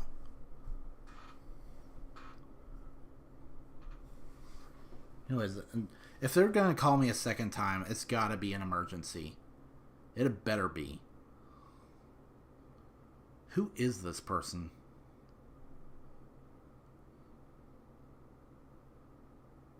Never heard of this person in my life. Whatever. Focus. Another thing about Luffy that I like is that he's a man of action. Like, when he sees that there's something wrong, he doesn't really waste time or mince words. He does something about it. And he always goes straight to the top. He doesn't deal with any, like, middlemen or messengers or negotiators or ambassadors, whatever. No, he always wants to talk to the number one guy in charge, because that is what is actually going to get stuff done. And I really like that. I like how he brings the purity of heart that the world needs. So much of the world of One Piece is mired in, like, cynicism,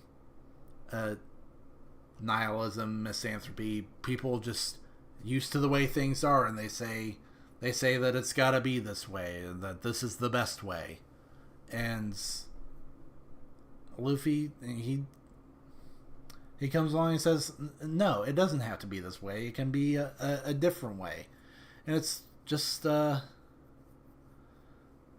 very beautiful simplicity that comes with series like this, where like you ask yourself, how do you reason with unreasonable people? And I wouldn't necessarily advocate violence, but when I see it happen to bad people in One Piece, I do enjoy it. Luffy shows that when unreasonable people come into power, the only way to really affect change sometimes is to just, check them. Not advocating for, like, any radical movements, no violence, no none of that. But in One Piece, it's cool. Let's see who we got. Well, I just rated my favorite One Piece character, so maybe right about now I should rate my least favorite One Piece character. Or, well, I mean, I'm hovering over him. I guess you already know it's going to be Sanji. And why is he my least favorite character? Because he used to be my most favorite character. I liked the old Sanji. I liked when he loved the ladies, but he could be, kind of suave and controlled about it. I liked his sense of chivalry, like, without necessarily, patronizing. He just expressed the idea that men just shouldn't hit women. It's not classy. It's not right. And I liked that. I liked the contrast that he was the chef. And he's got one of the most peaceful roles on the crew, and yet he's like a world-class fighter. And above that, he gets the job done, not only without any weapons or special powers, but he does it with a handicap, and that is that he does not use his hands to fight. He only strikes with his legs and feet.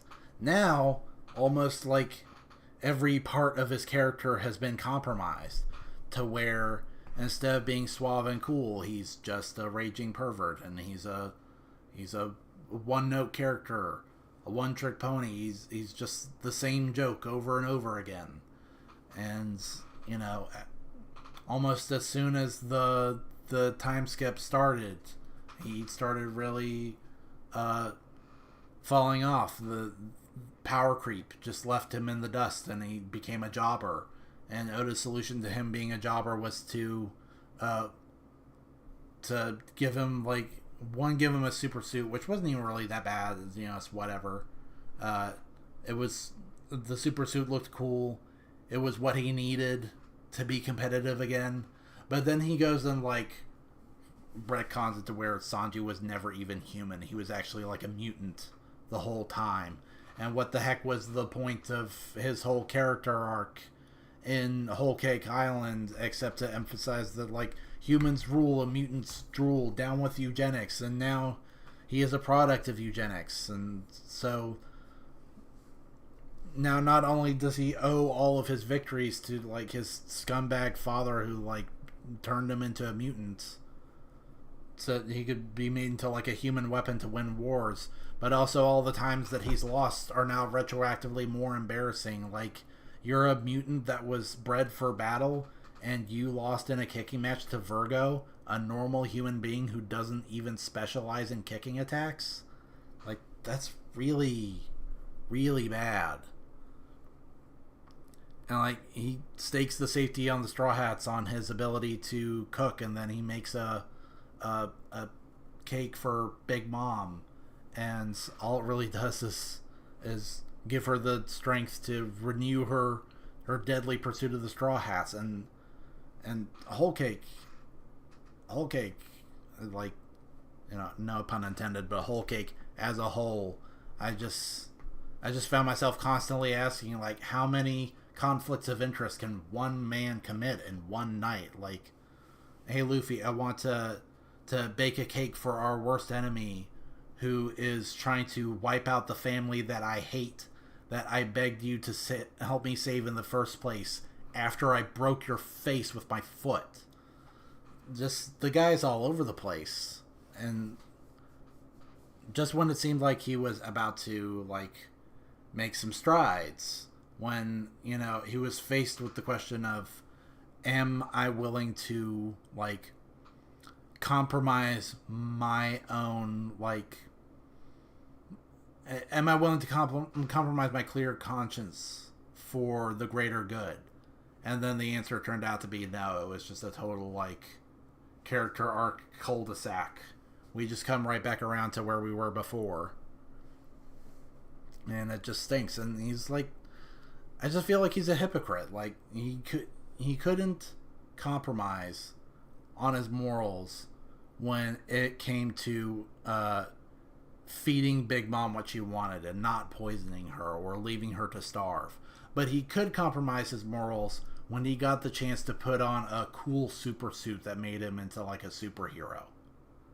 And there's no sense of him learning his lesson. There's no point where he says to himself or someone else, now I've learned my lesson, now I must swallow my pride and do things that make me uncomfortable to help my friends. No, he just on a dime, he changes it. I will not compromise on not feeding people. I will not compromise on feeding people who are hungry, but I will totally compromise on not wearing this super cool super suit that was made by people that I hate. So, I mean, that's my stance on Sanji in a nutshell. And I know what you're thinking is you've got to be a huge Zoro fanboy to be this vested in Sanji that you're gonna talk all this smack about him, right? No, not really.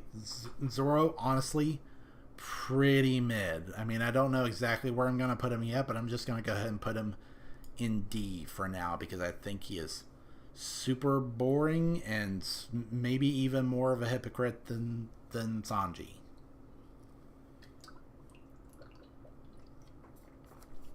Because I mean, that was Alicia X Life. She's uploading her little One Piece uh, watch along on YouTube right now, and I commented on the Zoro versus Monet fight that, you know, it's like that fight's kind of messed up, and I tried to put it in a nice way, but really when you get down to it, I think Zoro is just full of it. You know, his whole backstory is that he doesn't see gender as an excuse to stop trying, or to say that you're just weak and there's no helping it. He's not interested in holding back against women or patronizing them in any way.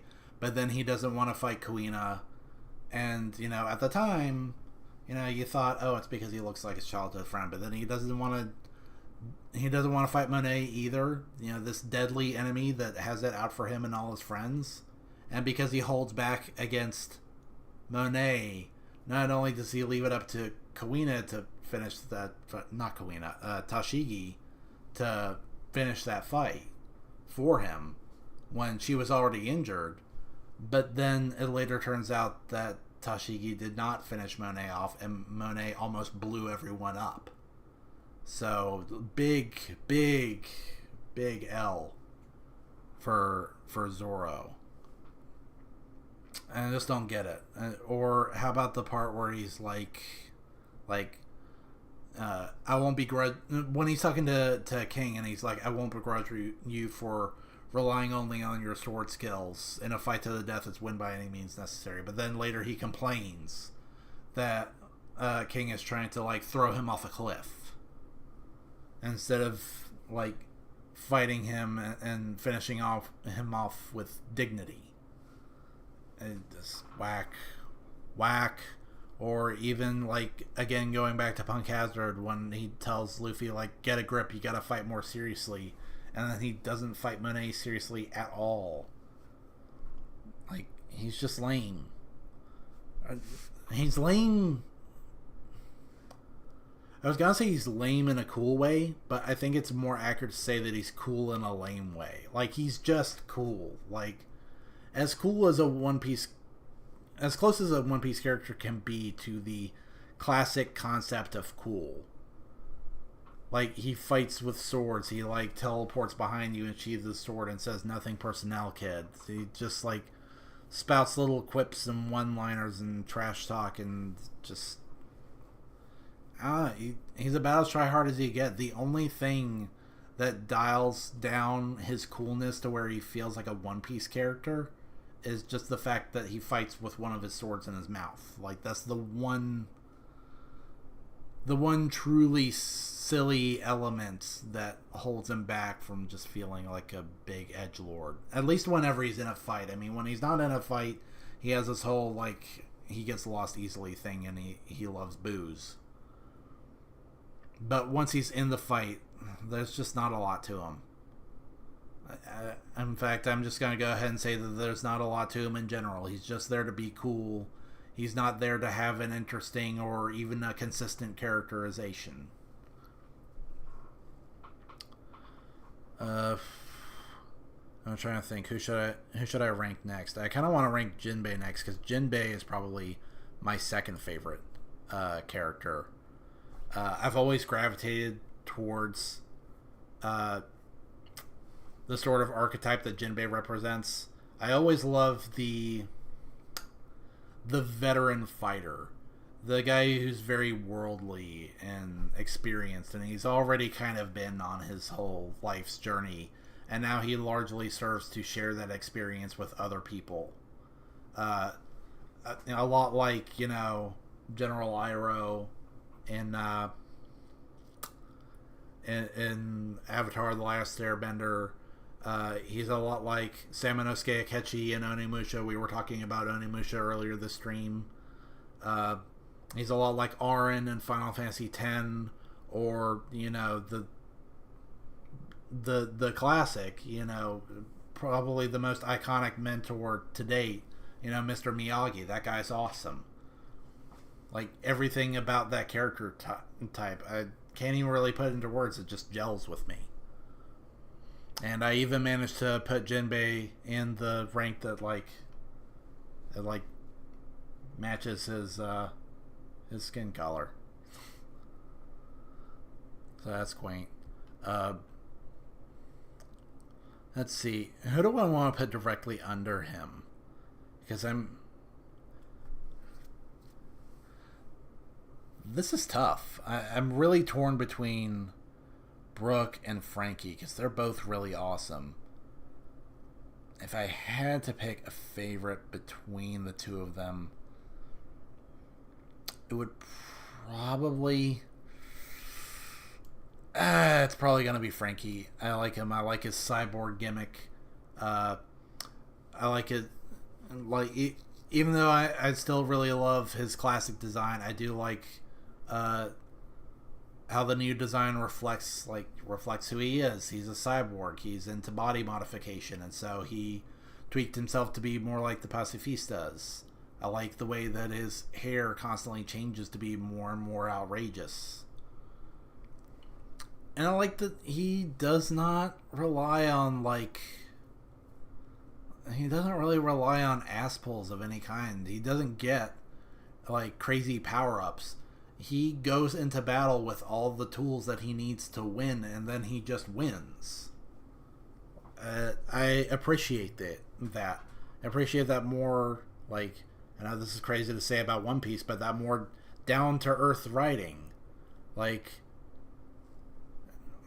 you're talking about down-to-earth writing, people don't randomly get stronger in the middle of a fight. They get weaker. And so that's the way that Frankie is. He just tries to make the best with what he has, and he does pretty good. This is a guy who has fought quite a few Devil Fruit users single-handedly, or even less than single-handedly. Remember Buffalo and Baby 5 versus Frankie? He took down 2 Devil Fruit users all by himself. Or not really take down, but they weren't winning that fight.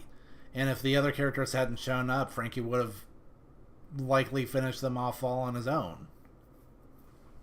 Or if Buffalo and Baby 5 decided that they weren't in a hurry and they were going to stand their ground and fight, they were going to lose. I like him. I like his personality. He's full of enthusiasm. I also think that his backstory, super underrated. It is so hardcore the way that he turned himself into a cyborg. And also I really like the little story that you get just as Enies Lobby is coming to a close, where you find out about the rise of the Frankie family and how he pulled a lot of his underlings out from a dark place in their lives. I think that's awesome. And once again, I've managed to slip Frankie into I managed to slip another Straw Hat into a tier that kind of matches their color, their signature color.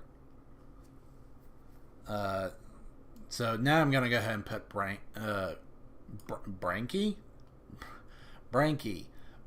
I'm gonna put Brooke right under Frankie because Brooke's awesome too. And it's ironic because when Brooke first showed up, he did not leave the best impression on me. I mean, not only did he job in his introductory arc, but there's also the fact that he felt like an amalgamation of other other pre-existing Straw Hats. He's goofy like Luffy, he's a swordsman like Zoro, and he's a perv like Sanji. But now I find myself preferring himself to both Zoro and Sanji. I kind of like the fact that he's a competent swordsman without just being insane, over the top with his power level. And now, he's got his whole thing where he's into panties. And, I never really thought that was the funniest gimmick, but at this point, the tables have actually turned where his whole thing where he's into panties is now less oppressive than Sanji just freaking out whenever he's near anyone with 2 X chromosomes. And Brook will forever be changed just by the fact that, you know, for a long time he was held back. You know, he didn't do good in his first arc, and then almost immediately he got separated. He didn't have too much to do for a while. He would get separated again, and then finally in Whole Cake Island, he really showed out, and he was the MVP. He made all the biggest plays in that arc. He was the one who set the pace, the one who changed the tides. And he's still rocking on pretty strong after that.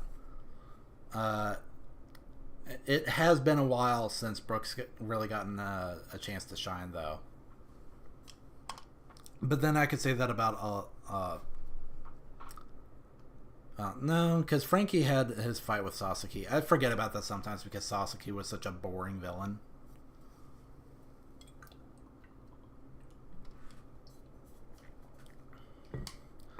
But, like, if you want to talk about characters who just have not had a lot to do at all for a long time, then you don't gotta look a lot further than these two right here. And I'm trying to figure out which one is worse.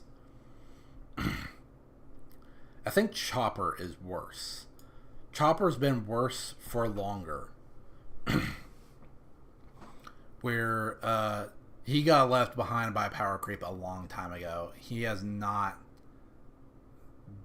really been useful. In fact, even if you go back to Fishman Island, which is all about showing off how strong the Straw Hats are after all their training, like, Chopper...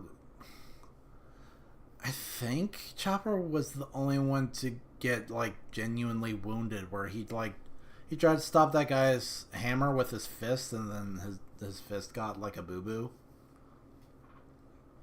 So even in an arc that was all about, like, showcasing the Straw Hats as forces of nature, Chopper was already looking pretty fallible. And then right after that, he got beat up by children.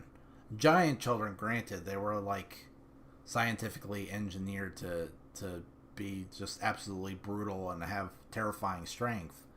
But, I mean, the optics are still the same. It's still this veteran pirate who's supposed to be a literal monster getting beaten up by children. That's really bad. And I struggle to think of a single time since Fishman Island when he's managed to earn a W. I don't think he ever has. And not only has he not really earned any W's in a long time as a fighter, but during that time when Law was allied with the Straw Hats, Chopper was also getting completely overshadowed as a doctor. Law was just better in every way. That's not a good look. And then there's Usopp, who, again, a lot like Sanji, he used to be one of my favorites, but it's just been too long since he's done anything. And at first I didn't really like him. I thought his design was a little too goofy, you know, at the time. Character designs would only grow to be goofier and goofier to the point that now Usopp's design is quite tame. I mean, all he's got is a long nose. But starting with Water 7, I think that is the time when a lot of people started taking Usopp a lot more seriously. Like, he really showed a more dire, fierce side of himself there. And it was just awesome. It was awesome that whole arc, and it was awesome the whole next arc too. Annie's Lobby, that was great. Thriller Bark was great. He stood his ground, and Sabaody, when it came down to fight or flight, he chose fight. Lots and lots of good stuff. And then, you know, he didn't really have a lot to do for a little while. But then Dressrosa, he was awesome again. He pulled off that crazy long shot. But, yeah, then he wasn't a part of Whole Cake Island. And then Wano, he just spent that whole arc not only doing nothing, but doing less than nothing. I mean, think back to that time when Otoko broke out, like, the little thing full of toad oil, and she thought it was gonna help her dying dad with his wounds. And, like, oof, that's bad, Usopp. That's really bad. You sold her that toad oil, saying that it was gonna that it would heal all wounds, and that was one time when telling a lie really bit him in the butt. That was not a good look. The one fight that he could have had against Page 1, which would have been awesome, like if he was able to finish off an opponent that Sanji couldn't, like Usopp would have been way over. But then that doesn't happen. Instead, Big Mom intervenes, steals Usopp's fight away from him, and then he's just up against random nameless nobodies. And then, as previously discussed, he gets like one shot without a fight in Egghead. A pretty major L. This character is not in a good place right now. He needs some serious help. Now let's see, Nami. You know what? I'm actually gonna bump Zoro down to make room for Nami.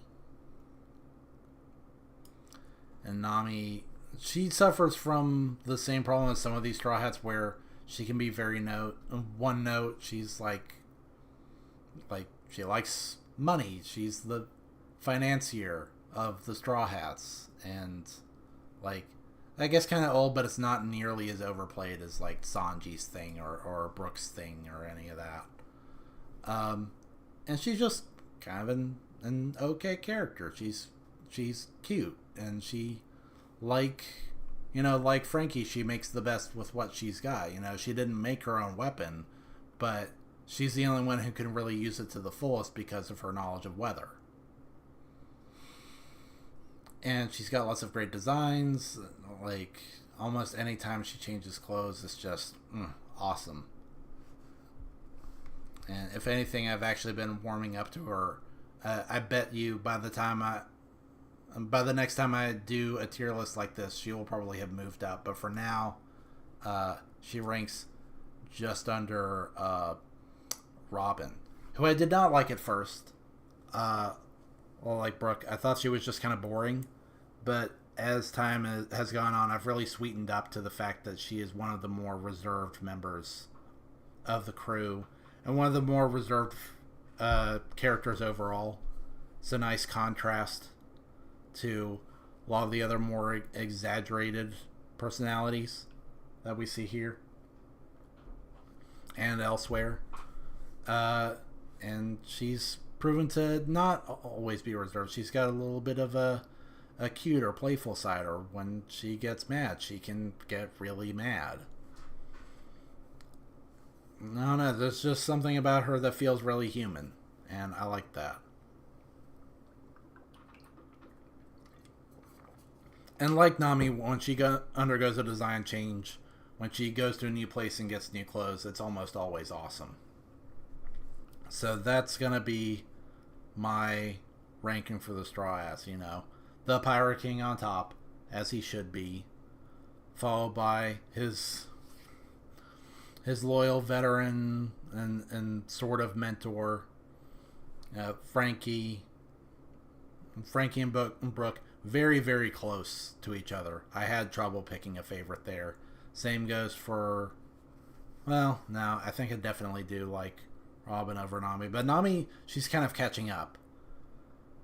Then there's Zoro. Zoro's just kind of cool in a really generic way.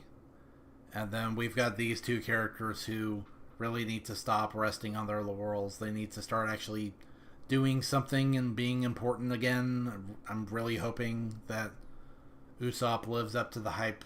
People say that Elbaf is going to be his arc. I hope it's not going to be his arc the way that Whole Cake was Sanji's arc, because Sanji came out looking pretty bad after that arc. And yeah, Sanji all the way at the bottom for sure. Just rough time. I don't like the way this character has been going at all. I don't like his, I'm going to try and say it, trajectory. Man, I have a hard time with that. But that's going to do it for this stream for now, I think. Like I said, there's going to be a break next week. So that's when we're going to go on break. And let's see. Got to pull up my calendar. So that puts our next stream at October 6th. Man, that feels so far away. But before I go, just some closing notes. This is something I meant to say like a couple streams ago now, but it's crazy to think that, it's like this is about the time last year when I was kind of planning on debuting, because I think it was August 31st, I think, that live action One Piece debuted, and I was really rushing to try and get my channel off the ground so that I could react live to that. But then I just kept getting hung up, and so I didn't debut until I think it was March 10th of this year. And I'm kind of tempted to watch live action One Piece again. Not on stream, but I do wonder what it would be like to go back and kind of take notes and see what that series did right and what it did wrong. That's kind of been something that I've wanted to do for a while. Along with, like I said, the more like painting stream ideas. I'll get something figured out over this break, so I'll see you in a couple weeks. In the meantime, if you could leave a like, that would be really appreciated. You can comment and tell me like what you think of my tier list of the Straw Hats, what you would do differently, if you agree or disagree at all.